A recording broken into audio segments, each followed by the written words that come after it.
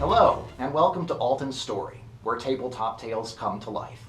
I'm your host, Frederick Smith, author of and narrator for The Acquired Taste for Adventure, a D&D audiobook series based upon actual Dungeons & Dragons games. And with that, let's get started. Alton's Story, The Acquired Taste for Adventure, Chapter 2, Concluded.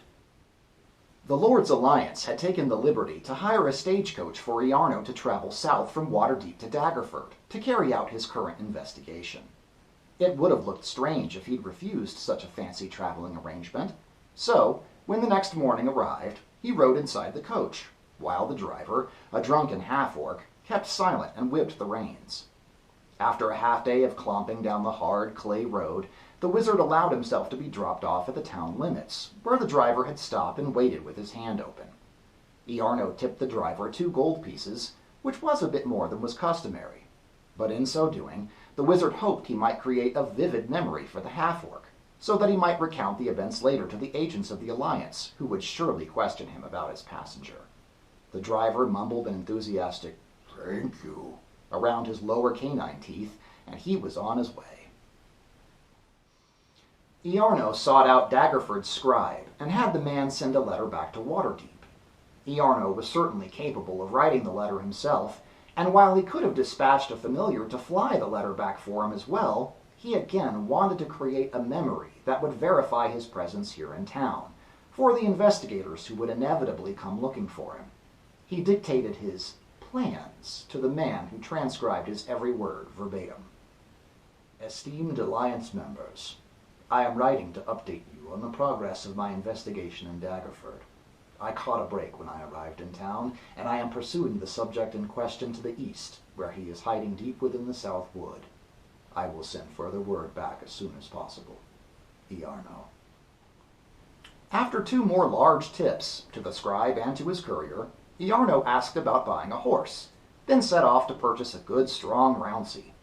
And after making sure to chat with the stable hand about his travel plans, he headed east for several miles, until he was sure he was out of sight of the town. The South Wood, where he claimed he was going, was several days away and did not have the benefit of a road to get there.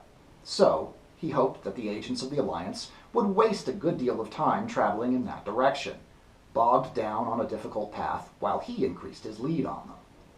The wizard tucked his conspicuous glass staff into the folds of his burgundy cloak, just to be sure it wouldn't reflect a glint of the sun to a far-off observer, and he then changed direction to travel north by northwest.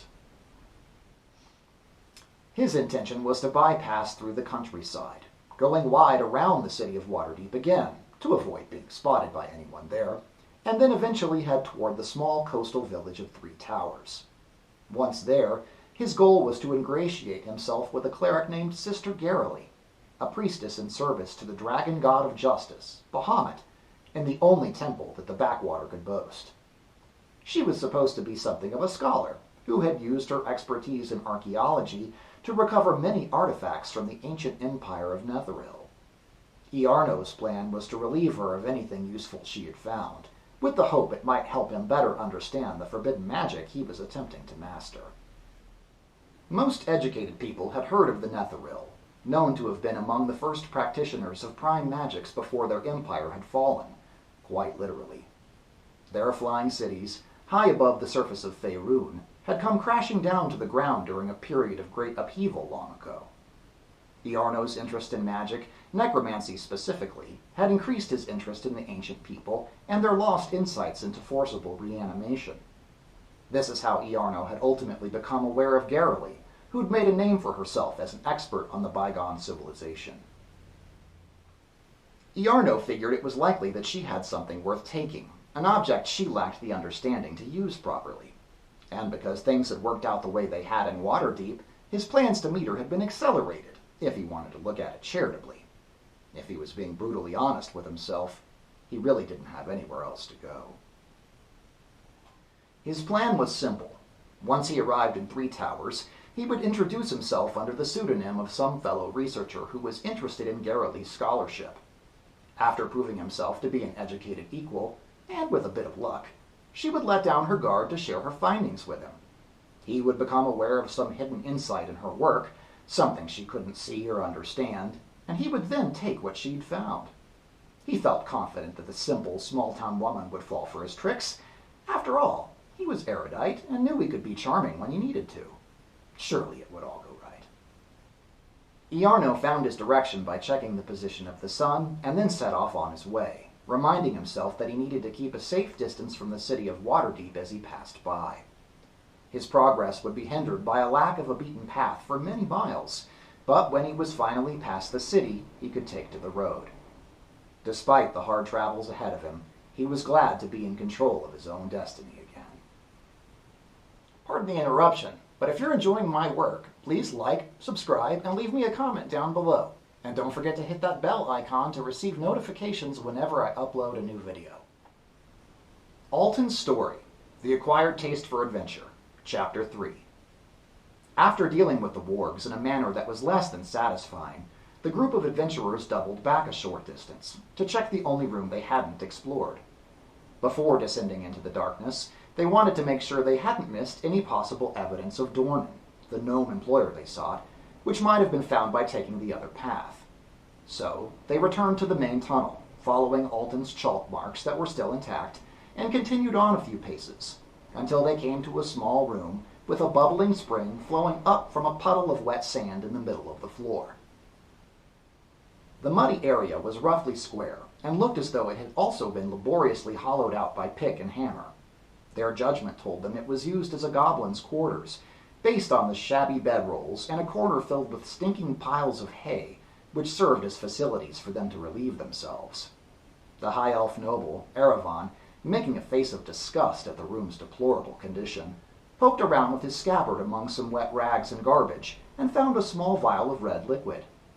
Pinching it between thumb and forefinger, and holding the filthy thing away from himself as though it were a dead mouse, the high elf wizard informed the group it was a magic potion of healing, which, Alton mentally noted, was worth a bit of gold, even if no one ever drank it.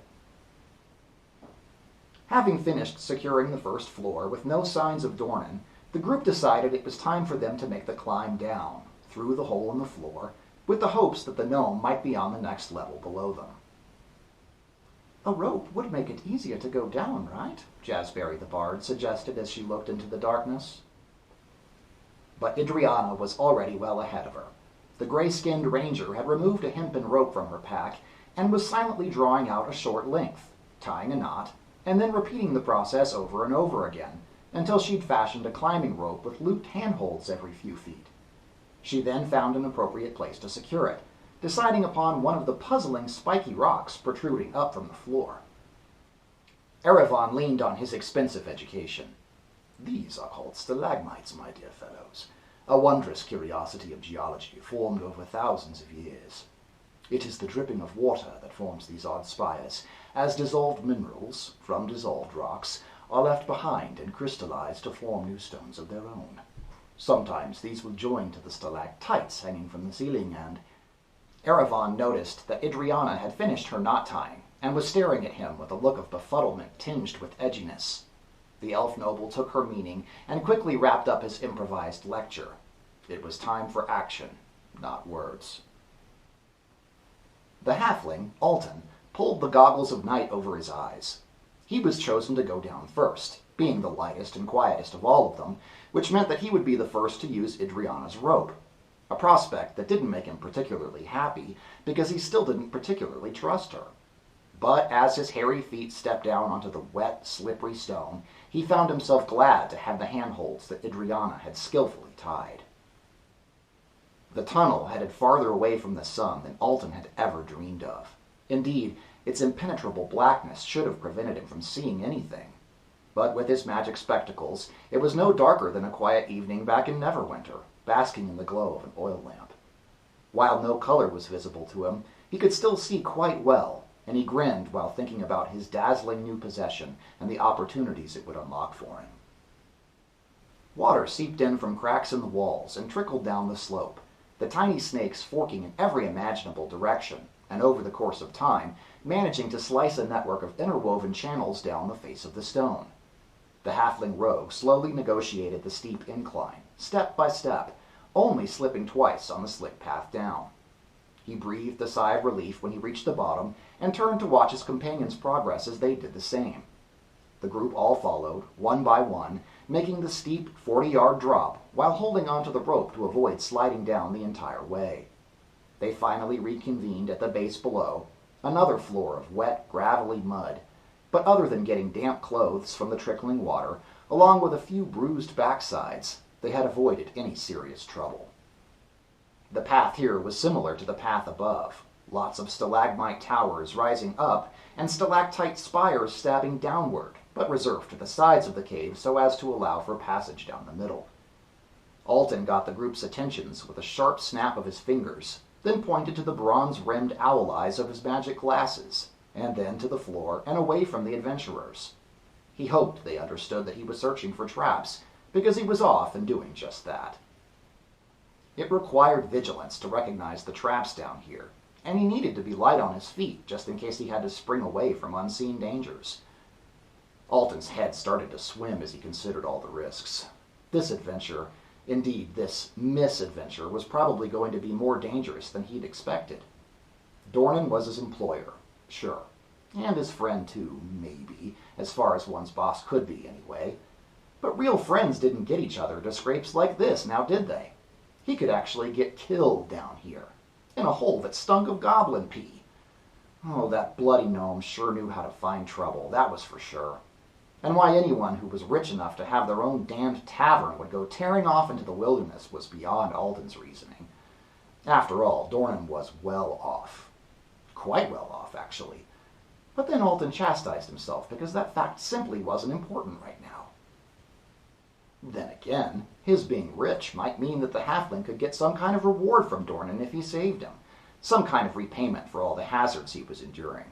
Then it might all be worth it. Maybe. Coinage did have a way of soothing things, after all. Alton froze, wide-eyed, as a terrifying thought suddenly occurred to him. Malik, those goblins we killed outside, did you split their coins with me? Alton had a wounded look on his face that prompted Malik to shake his head and snort as he produced a few silver coins for his friend. Alton forced out a laugh about the issue as well, as though he had also been joking about the point, but the halfling felt a bit embarrassed for having revealed his true nature. His desire for coin outstripped all his friends, and he wondered why the others didn't seem to obsess about money the way that he did. Alton reasoned that most of them hadn't known hardship during their childhoods, that their formative years weren't spent in poverty and isolation as his were. As the halfling had grown, he'd slowly graduated from petty food theft to cutting purse strings, but either way, it seemed there was never enough to satisfy his longings. But it really wasn't his fault. He had grown up with a hole inside his middle, and he was always trying to fill it with something that was just out of reach. Brushing these uncomfortable thoughts aside, Alton sneaked a little farther up the main path, making sure to avoid stepping on any suspect spots. Closely followed by the others who tread exactly where he tread, they continued around a bend to the left and then one to the right, and came upon a goblin sentry with its back to the group, leaning on its spear in obvious boredom. It was clad only in a loincloth, its skin covered in ceremonial tattoos and brands, standing with its fingers interlaced around its animal horn spear and holding up its head by resting its chin on its right wrist. From the adventurer's vantage point, it was impossible to tell whether the monster was simply daydreaming or actually asleep, but either way the advantage was theirs. Alton, the halfling rogue, silently knocked a bolt intended for the goblin, but Malik placed his hand on top of Alton's crossbow to stay his shot for the moment. Let's see about some answers first, wee one. The dwarf barbarian offered his great axe to Alton, and the tiny halfling stumbled backward from its heft. Malik playfully winked as he made his way for the goblin, sneaking quite well for an ungainly dwarf, actually.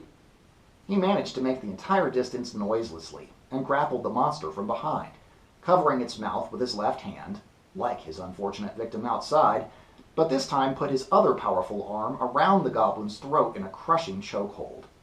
The monster immediately dropped its spear into the mud and began feebly grabbing at Malik's muscled forearm, kicking and struggling, but it was held fast. Malik had already lifted the little green creature clear of the ground and turned on his heels. He started back towards them, positively glowing over his captured victim. One of you speaks Goblin, right? Malik asked, but the blank stares and shrugs of his fellow adventurers told him all he needed to know. The foul green abomination was still struggling, trying to scream from under Malik's muscled fingers, but when its eyes moved to the half-drow, Idriana, its fears seemed to double. It started wildly thrashing, biting and clawing at Malik's arm, anything to free itself. Idriana leaned in close, skewering the terrified creature with her gaze. She spoke to it in a language none of them had ever heard, repeating herself with an intensity that unnerved them all. After a moment or two, the little thing stopped thrashing and dropped its defeated eyes, a look of resignation taking over. Idriana placed her hand on Malik's, the one that covered the goblin's mouth, and she nodded to the barbarian dwarf. He was somehow able to interpret the ranger's unspoken signal, and he loosened his grip to allow the monster to speak. It let out a long sigh, its head hanging low, and it started whimpering. Idriana spoke again, obviously interrogating the creature in the unknown tongue, demanding to know something. It started to answer, sporadically, its whines eventually growing into tears, and then into snot-dripping sobs as it answered her queries. "Do you understand what she's on about?" Malik asked Erevan, as they all watched the spectacle with fascination. "I do not. I believe we are hearing the language of Undercommon right now, though I must confess I've never heard it before." Erevan, his ear turned to listen as intently as he could, tried to pick out any similarities between this language, which was the most frequently spoken language among denizens of the Underdark, and his own native Elvish. This was a topic worthy of further study, of course, when time allowed for it. As the questioning continued, Idriana grew impatient. The only words the group had managed to pick out were Dornan and Gnome, but Idriana didn't seem to be getting anything else out of them but increasing levels of snotty blubbering. After a few more moments, Idriana nodded to Malik, who again was able to divine her meaning. He balled up his powerful fist and punched the goblin in the back of the head, knocking him out cold. "Ugh, remind me not to do that again." Malik dropped the goblin and tried to wipe his filthy hands on anything he could find, a look of obvious irritation on his face. "Well, you said it, Malik," Alton playfully elbowed him. "We were going to get our hands dirty." And that is where we are going to leave it for today, but rest assured we will pick up from where our story left off in next week's episode. Thank you so much for staying all the way till the end of the video, and if you enjoyed my work, please consider donating to my Patreon, which you can find linked in the description. I appreciate all of you, and until next time, please be kind to yourselves and to each other.